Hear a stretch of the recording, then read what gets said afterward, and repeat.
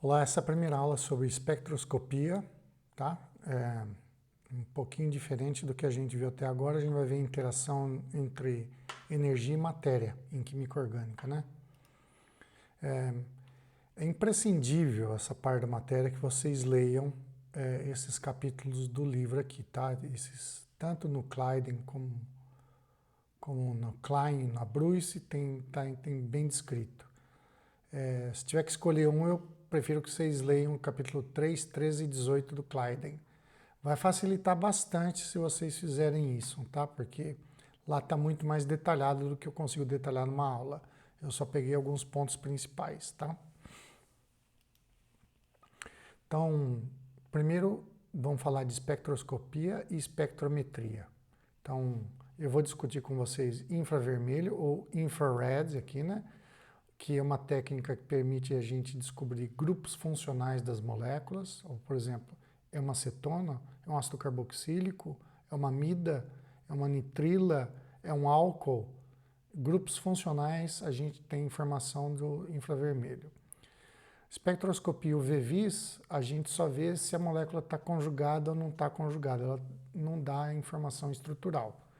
Que fique bem claro isso para vocês, tá? A gente não fala, é um álcool por conta do espectro de absorção UV-Vis. Não, não te dá informação nenhuma estrutural, só da conjugação. Aí a gente tem a espectrometria de massas, veja aqui, infravermelho, ultravioleta e ressonância magnética nuclear são técnicas espectroscópicas, ok?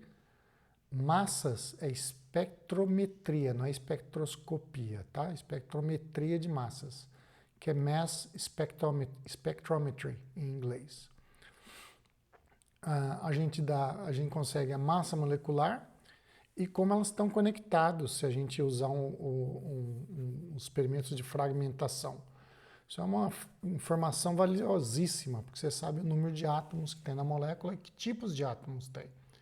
E com a fragmentação do jeito que eles estão ligados. Então, ele te dá informação estrutural, a espectrometria de massas. E depois tem a ressonância magnética nuclear, ou Nuclear Magnetic Resonance, que a gente tem o esqueleto carbônico de carbonos, ligações CC e CH. Não tem só ressonância magnética nuclear de carbono e de próton, tá? Tem uma série de núcleos que a gente pode usar para fazer ressonância magnética nuclear, que dá informação estrutural. Na verdade, quando a gente fala de informação estrutural, a melhor técnica que tem, porque você basicamente vê onde estão, como os átomos estão ligados, é a espectroscopia de raio-x, né? A estrutura é muito mais realista, você não tem piquinhos ou bandas, você vê como os átomos estão ligados, né? Porém, ela tem algumas limitações, né? Ela é aplicável para sólidos, cristalinos, dá para fazer com sólido amorfo, mas é mais complicado. Não é uma análise de rotina, demanda tempo e pessoal especializado. E os equipamentos são bem caros, né? Aqui você tem uma foto que eu peguei do Wikipedia de um difratômetro de raio-x em movimento aqui. Então, a técnica de raio-x, que a gente não vai comentar, mas é uma técnica espectroscópica também. Você tem um cristal, pode ser uma substância inorgânica ou orgânica. Você passa o raio-x, aquilo dá um padrão de difração. Aí você tem as fases aqui, que está em inglês, que o errinho aqui, fases. A gente vê como esse padrão de difração leva um mapa de densidade eletrônica, que diz onde os átomos estão arranjados e como eles estão ligados, e isso vai dar um modelo molecular, tá? E o modelo molecular pode servir para você refinar aqui o padrão de difração e você chega na informação estrutural, que é muito útil para elucidação de tanto moléculas pequenas até de proteínas, né? Então, qual a utilidade das técnicas espectroscópicas e espectrométricas, né? Descobrir a estrutura de um composto desconhecido de uma reação química. Faz uma reação química que nunca ninguém fez, você quer saber qual é o produto. Isola o produto, faz espectroscopia para descobrir a estrutura.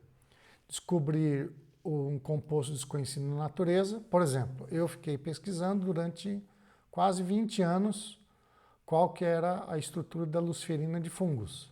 Tá? Então, uma molécula desconhecida da natureza. Usei técnicas de purificação, cromatográficas, fiz espectrometria de massas e espectrometria de ressonância magnética nuclear, tá? Para determinar a estrutura. E demorou porque era difícil de purificar e a molécula é instável. Outra utilidade é detectar contaminantes em comida. Por exemplo, você tem algum contaminante, alguma substância que está matando algum organismo ou é tóxico, você detecta, que não deixa de ser uma molécula desconhecida na natureza.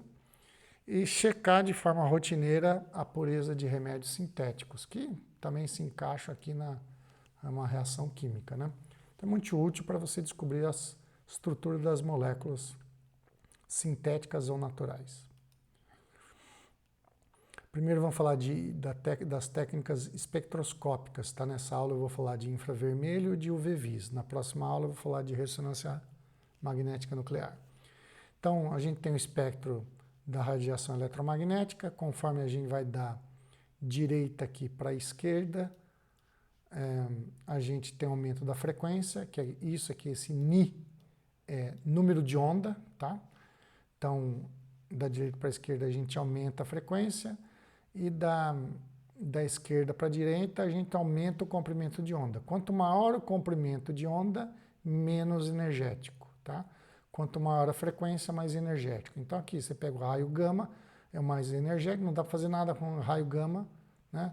Porque se você usar raio gama numa molécula, você vai arrebentar a molécula, vai arrebentar a ligação sigma, tá? Não vai conseguir nada. Raio-X ainda dá para sólido fazer alguma coisa, mas você ficar incidindo raio-X numa molécula orgânica, você também vai quebrar a ligação sigma, né?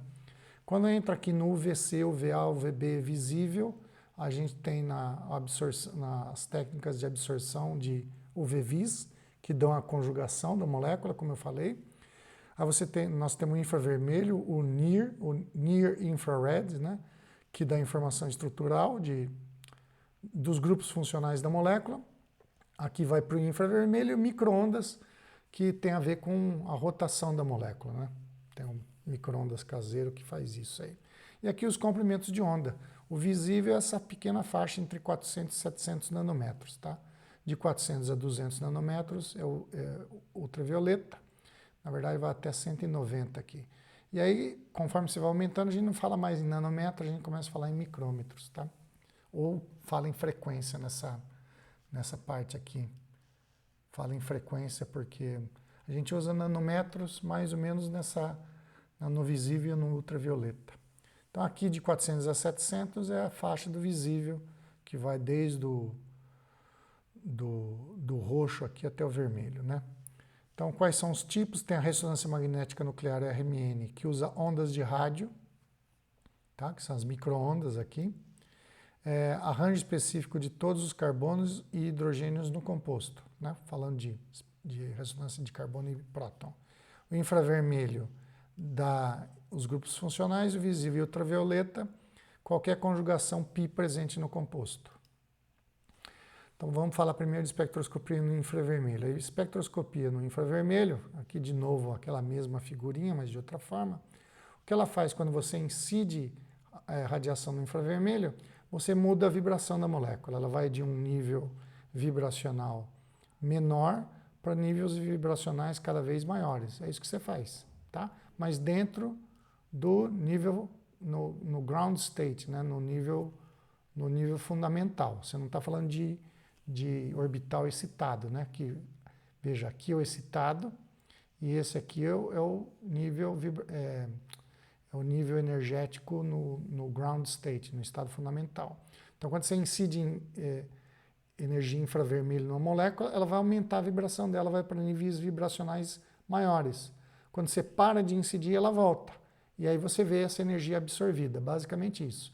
Toda técnica espectroscópica é isso aí, você incide uma energia eletromagnética, uma radiação, você interage, a molécula absorve, vai para um estado de maior energia e quando ela volta você capta o sinal. Basicamente isso, tá? Então o que você altera na molécula quando você incide radiação infravermelho? A gente muda os vários modos vibracionais. Então, você tem modo de estiramento, os modos de flexão. Você tem o estiramento simétrico, o estiramento assimétrico, flexão simétrica no plano, que é de forma de tesoura, flexão simétrica no plano na forma de balanço, flexão simétrica fora do plano, que é uma torção, flexão simétrica fora do plano, que é o abano, fica abanando. Tá? Tem outros nomes, tá? Então, cada uma dessas vibrações e tipos de modos vibracionais vai gerar uma banda, um sinalzinho. Vai para o estado de maior energia vibracional, quando ele volta para o estado de menor energia, a gente capta o sinal. Mas tudo isso está acontecendo no estado fundamental. Não vou falar de estado excitado ainda, só quando eu falar de infravermelho. Então, qual é a cara de um espectro de infravermelho? Né? Nós estamos vendo transmitância aqui, né? Então, 100% de transmitância significa que não absorveu nada, né? Ele tem essa... É o jeito, você podia virar, né? Mas por padrão, o espectro é de transmitância, então ele sai... o pico está para baixo, tá? De absorção, ok? Então, a técnica permite a identificação de grupos funcionais. Aqui a gente vê o espectro de infravermelho do cianoacetamida. Dá para fazer espectro de infravermelho em sólido e em líquido, desde que o líquido não absorva no infravermelho. Ou ele pode até absorver, mas onde você vai medir, não pode o líquido, o solvente que você está usando, o diluente, não pode absorver naquela região. Tem que ser uma região limpa no infravermelho para você poder ver o espectro. Tá? Dá para fazer uma pastilha, geralmente você usa KBR é anidro, você pega um sólido, faz uma cápsula e você põe num recipiente e incide infravermelho e vê o que absorveu. Então, basicamente, é em KBR ou um óleo mineral chamado Nujol. Mas dá para fazer em outros solventes que não absorvem naquela faixa, okay, que você quer medir. Então, você tem essa cianoacetamida aqui, né, você vê que tem um grupo amida e você tem um grupo nitrila. Por que a gente vai usar essa técnica? Para identificar esses grupos. Quais são os grupos que tem na molécula. Basicamente é isso aí. Então você tem uma faixa aqui, você está vendo o espectro está de frequência de 800 até 4.000 centímetros a menos 1, essa é a frequência. E você tem regiões do espectro que tem grupos funcionais que você quer pesquisar. Por exemplo, nessa região aqui que está em vermelhinho, grupos que fazem ligação de hidrogênio. OH, NH, e aqui está CH, mas não é bem ligação de hidrogênio, tá? Mas tudo bem, está aí junto. Ligação tripla é essa parte laranja aqui, então você vai ver C-tripla-C, C-tripla-N, né? Nitrila ou alcino. Você tem uma região de dupla que não tem nessa molécula, porque a molécula não tem dupla, mas seria essa região entre 1.500 e 200. E a gente tem uma região de menor, ainda não é, desculpe, tem essa região de 1.000 a 1.500, que é de ligação simples com heteroátomos, então carbono, oxigênio, carbono, flúor, carbono, cloro, carbono, bromo, e assim vai, que tem nessa molécula, que é essa verde aqui, né? E abaixo de 1.000, que eu vou falar já já, é a região de impressão digital, que é característico da molécula, também é usado, né, que a gente vai ver. Então, basicamente, o que você tem que ver é onde tem banda, ver naquela região que tipo de grupo funcional tem e com uma tabela descobrir qual que é aquela banda, que tem um monte de tabela, um monte de dados para a gente ver. Então, a intensidade dessas bandas, e se ela é mais fina ou se ela é mais larga, também dá informações da estrutura da molécula e como ela está ligada, né? Então, tem valores que são afetados pela massa atômica, átomos mais leves têm maior frequência. Por exemplo, carbono ligado a hidrogênio, nós temos uma frequência maior do que carbono ligado a deutério, por exemplo. Conforme você vai aumentando a massa, vai diminuindo a frequência. Então, esse é um primeiro fator. Então, tudo que está em frequência menor é um carbono ligado com um elemento, com um átomo com maior massa atômica. Tem outro fator que afeta é a força da ligação. Ligações mais fortes, maior a frequência. Então, você tem CO, C-dupla O, C-tripla O, conforme você vai deixando a ligação mais forte, a maior frequência. Então, ligação tripla é uma ligação mais forte do que uma simples. Então você vai aumentando a frequência aqui da direita para a esquerda. Isso tudo tá, de novo mencionando, é bom que vocês leiam no livro, porque lá está bem explicadinho essas tabelas que eu peguei do Kleiden, tá?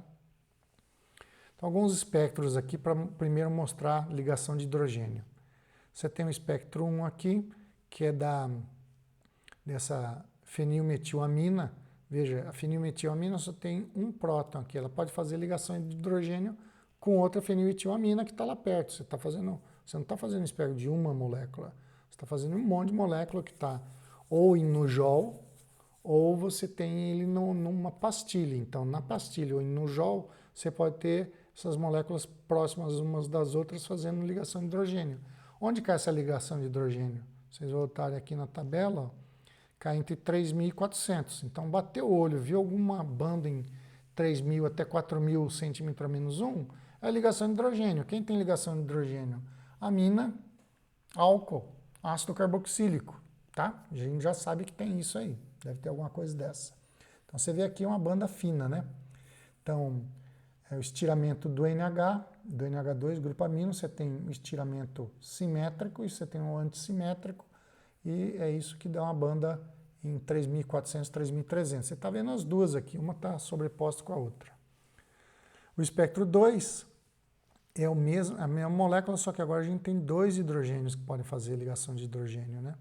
E aí, como tem um número maior de interações possíveis, você alarga a banda aqui, né?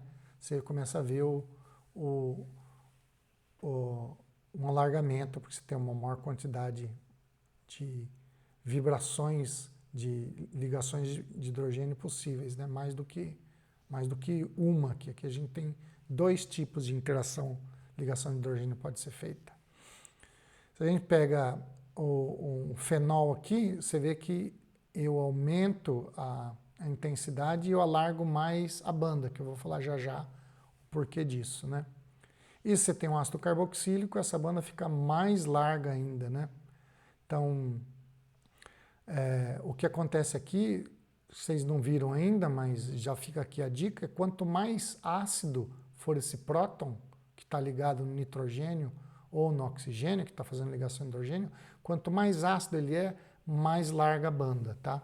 Mais larga ela acaba acontecendo. O fenol é mais ácido do que a amina, e por isso que a banda é mais intensa e mais larga. O ácido carboxílico é mais ácido do que o fenol, e você tem um alargamento da banda aqui.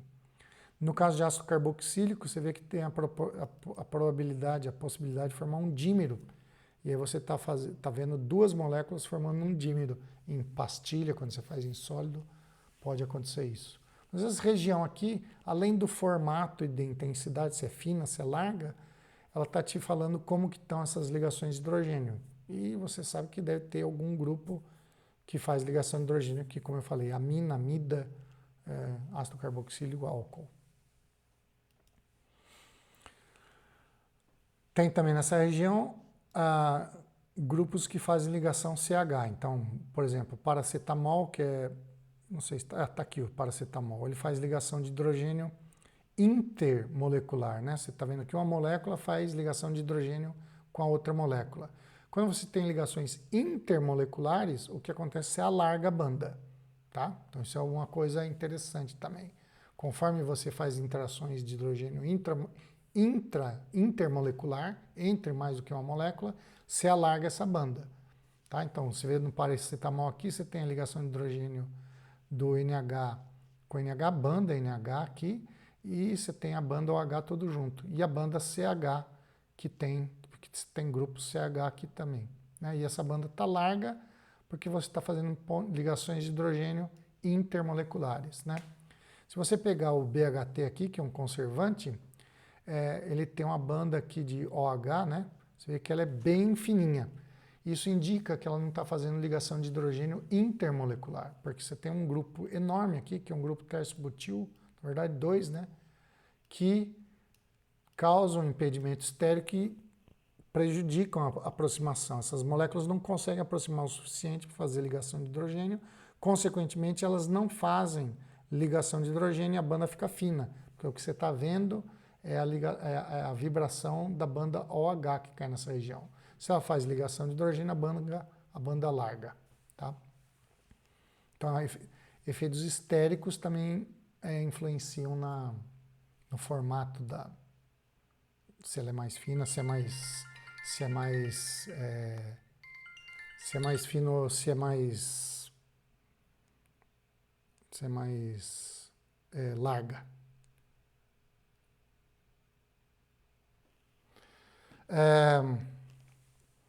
Veja que esse CH aqui do alcino, ele é relativamente ácido, tá? Então esse CH aqui, quanto mais ácido, mais fino, mais bem definida a banda. E cai nessa mesma região, né? Nós estamos vendo aqui, só para voltar, de 3.000 a 4.000 é ligação de hidrogênio e ligações CH que está aqui, tá? Ligação CH não é ligação de hidrogênio, ele só está aí porque cai nessa região, tá? Então aqui esse é um outro exemplo. E essa banda aqui, bem fininha, pode ser uma ligação CH que cai nessa região. E aí varia, né? Depende de qual é a molécula, como ela está ligada, ela pode ir para a esquerda ou para a direita, maior frequência ou menor frequência.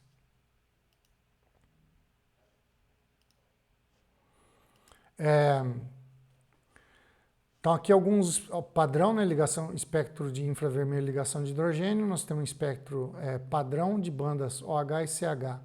Então, H não ligado, que não está fazendo ligação de hidrogênio, a banda é bem fina e cai em torno de 3.600 centímetros a menos 1.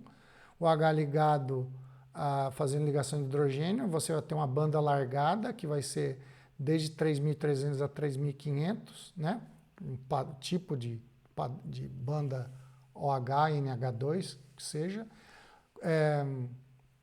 O NH2 que está em verdinho aqui, entre 3.300 e 3.400, geralmente você pode observar esse padrão de banda dupla aqui, né? Fazendo um chifrinho aqui, de contrário. O alcino, geralmente, esse CH de alcino é uma banda bem fina, que cai em torno de 3.300, né? Pode ser em 3.300, se for um alcino, ou se for um CH não de um alcino, menos ácido, deve cair em torno de 3.000. Tá? Isso aqui para vocês verem um padrão. Tem tabela disso, como eu já falei. Outra região interessante de 2.000 a 3.000, como eu mostrei aqui para vocês, né? De 2.000 a 3.000 são bandas de tripla C ou nitrila, né? Aqui nitrila é uma banda que aparece em 2.250 nessa região e o alcino um pouquinho antes, menor frequência, em 2.100. São bandas finas também. Abaixo disso, nós temos região de bandas duplas e triplas. Carbonila cai nessa região. Aqui para carbonila de cetona, de éster, de aldeído, de ácido carboxílico, de amida. Bom, se você suspeitar que esse OH é de um ácido carboxílico, você tem que ver a banda dele de ácido carboxílico na região de ácido carboxílico aqui. Se você for um NH de uma amida, você tem que ver a carbonila da amida aqui, da carboxilato da amida, tá? Então a carbonila, e aqui é o derivado de ácido carboxílico, cetona e aldeídos, cai entre 1.650 a 1.750, tá? Banda de alceno, ligação dupla, é uma banda fraca, né? É uma banda não forte e bem fininha, em torno de 1.640, uma região abaixo da região de frequência de carbonila, né? Aí a gente tem bandas de arenos, que são esses CHs de interação de carbono e hidrogênio. Arenos são derivados de benzeno, tá? E aí você tem uma de 1.500 a 1.600, mas elas são bandas não muito bem definidas, tá? Só para vocês terem uma ideia, aqui tem as regiões de cada um desses tipos de ligação, de grupos funcionais e outros mais, tipos de ligação, com a frequência e a faixa onde você pode achar. É uma faixa porque depende como a molécula está ligada, onde ela está ligada. Cl, quer dizer, esse C aqui está ligado com o quê? Depende do que ele está ligado, a banda pode ir para lá e para cá, né? E vocês acham essas tanto tabelas assim, com gráficos, quanto tabelas com esses valores nessas regiões aí mais interessantes. E como disse, infravermelho para a gente determinar grupos funcionais, né, da molécula. Características das bandas infravermelhas. Eu não vou entrar muito na físico-química da coisa, né? Nós estamos interessados em elucidação estrutural aqui, que informação dá para a estrutura da molécula. A posição das bandas depende da massa reduzida dos átomos e da força da ligação, né?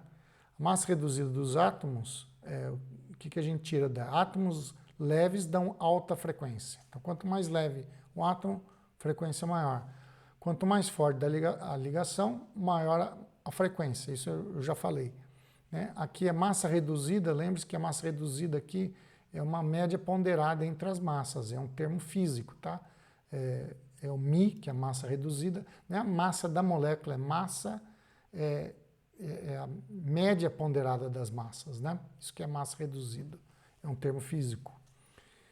Porque é um oscilador, tá? Então, sempre que você tem um oscilador, você tem massa reduzida e não massa. A intensidade das bandas depende do momento de dipolo da molécula. Isso é outra coisa interessante. A infravermelho só detecta ligações que têm momento de dipolo. Se ela não for uma ligação polarizada, tiver um momento de dipolo pequeno, a gente não tem banda muito ativa em infravermelho. Por exemplo, a ligação OO, que tem entre oxigênio e oxigênio num peróxido, ela não é uma banda, não tem uma banda muito intensa em infravermelho, porque a polaridade dela é muito baixa. Quando é a baixa polaridade, geralmente a gente usa outra técnica para ver isso, que é a espectroscopia Raman, tá? Infravermelho depende da polaridade da molécula. Quanto mais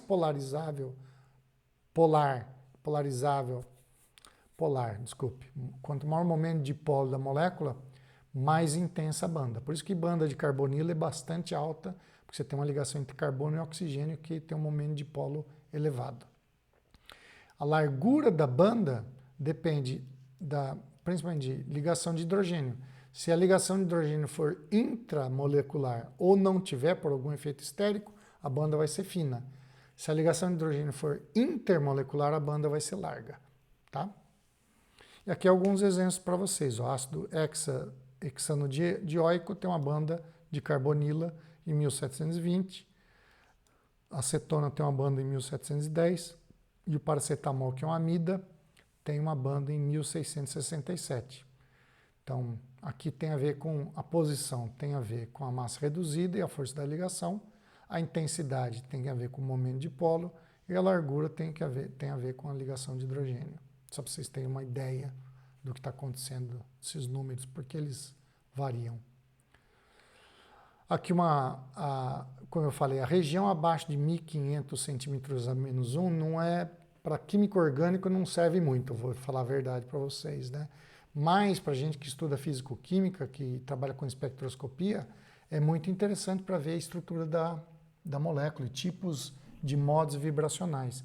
E aqui tem várias regiões aqui, eu não vou entrar em detalhe em cada uma delas, mas essas bandas você pode atribuir a movimentos vibracionais diferentes da molécula, tá? E ela é característica da molécula, então é como se fosse uma impressão digital, fingerprint, né? A gente consegue usar essa região para identificar também, desde que você tenha um espectro que você consiga comparar, mas olhando em banda, um leigo como eu, ou pessoa que trabalha só com essas bandas mais conhecidas que eu falei antes, que vem depois, quer dizer, frequência maior, mais alta de 1500, né? E eu não tenho muita familiaridade para usar essa região, mas ela é importante para quem estuda espectroscopia de infravermelho.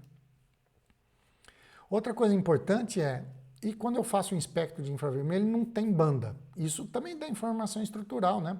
Se eu olhar aqui, 1500 para frente, tem pouca coisa, tá? Tem essa banda enorme aqui, mas deve ser do esqueleto de carbono, né? Você não tem ligação de hidrogênio, você não tem carbonila, né? O que tem aqui? O que é essa molécula? Ela está te dando informação. Não tem carbonila, não tem ligação de hidrogênio, não tem nitrila, tá? Então, isso... Veja, só com o infravermelho talvez eu não identificasse essa molécula, né?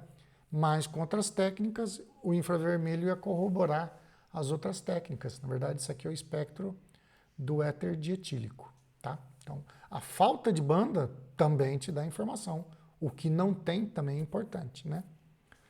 Então, não há bandas na região de OH, veja. Então, não é um álcool, não é ácido carboxílico, não é amida com hidrogênios, né?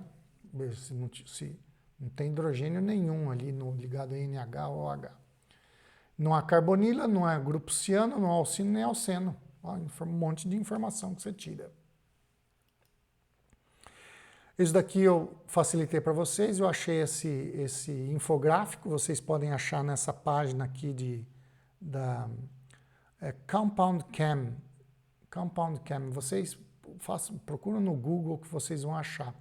E vocês podem pegar isso aqui. Então, aqui é um infográfico bastante legal que tem várias informações dessas que eu falei. O tipo de banda, ó, onde cai, que tipo de molécula é, e se a banda é fraca, se ela é larga, se ela é estreita, se ela é variável, média, forte, e te dá uma boa geral aí do que você pode ver. E tem um monte de tabela, tá, gente?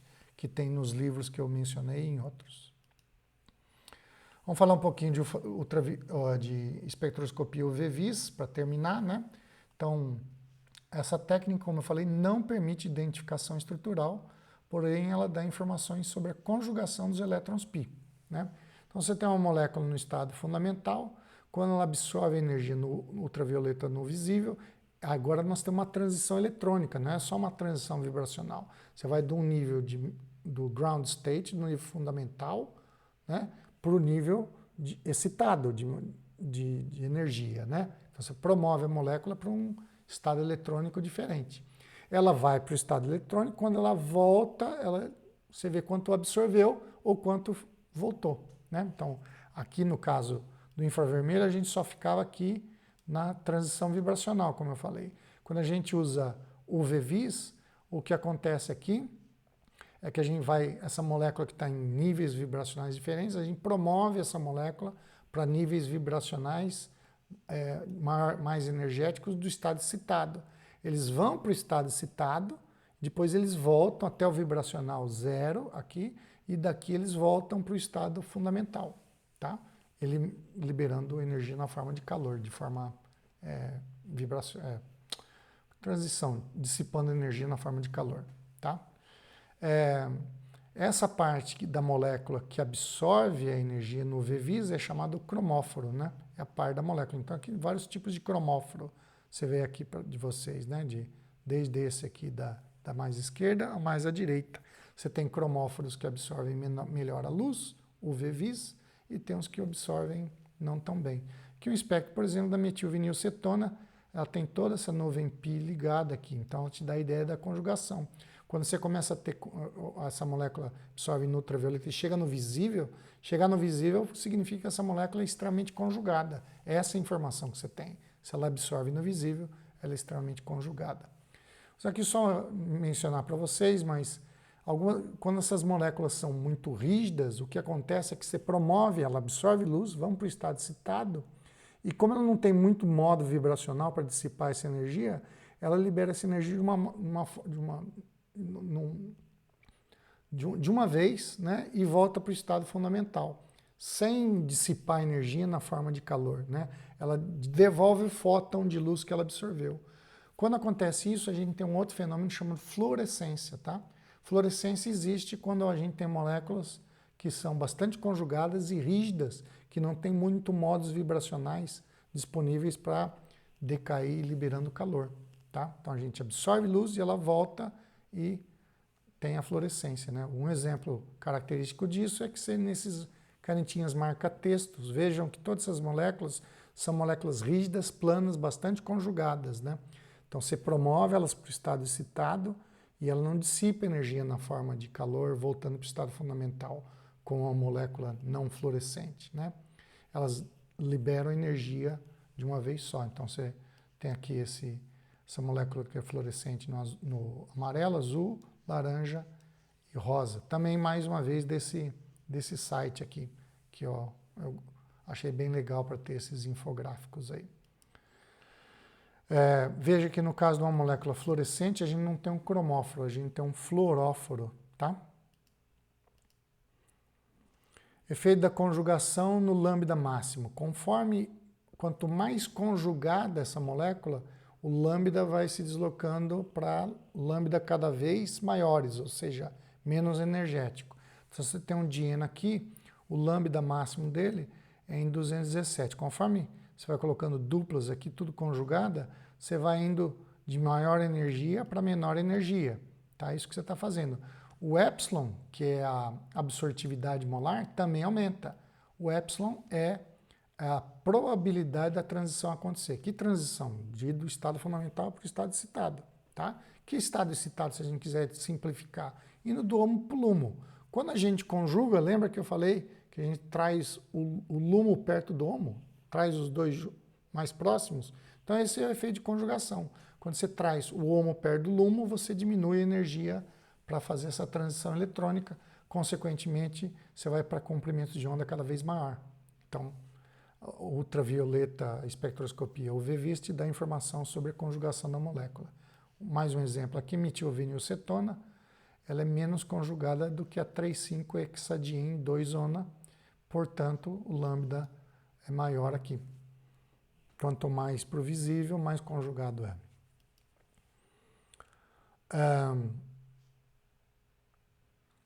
Outro exemplo aqui que vocês podem ver, né? Por exemplo, conforme aquilo que eu falei para vocês, né? Que lembra que ressonância, eu falei que era uma forma de dispersar carga na molécula.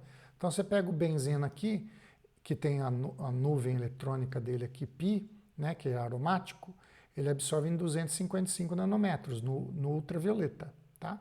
Conforme você põe uma hidroxila aqui, o que essa hidroxila faz? Ela tem, já vou adiantar para vocês, ela saca elétrons por efeito indutivo e ela doa por efeito de ressonância mesomérico, né?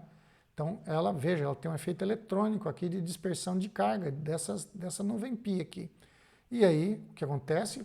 Dispersa a carga, você estabiliza a molécula, você aproxima o homo-lumo.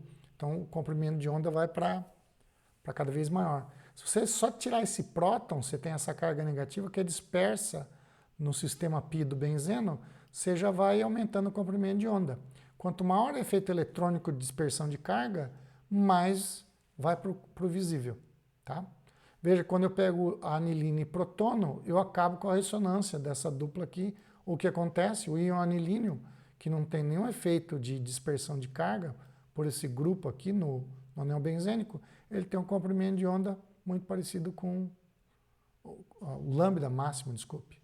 Tem um lambda máximo muito parecido com o do benzeno, ou seja, quando você protona, você mata a dispersão de carga. Tá vendo? Então, técnicas espectroscópicas são também bastante importantes para a gente entender estrutura, propriedades de moléculas. Tá? Na próxima aula vai ser RMN. Obrigado.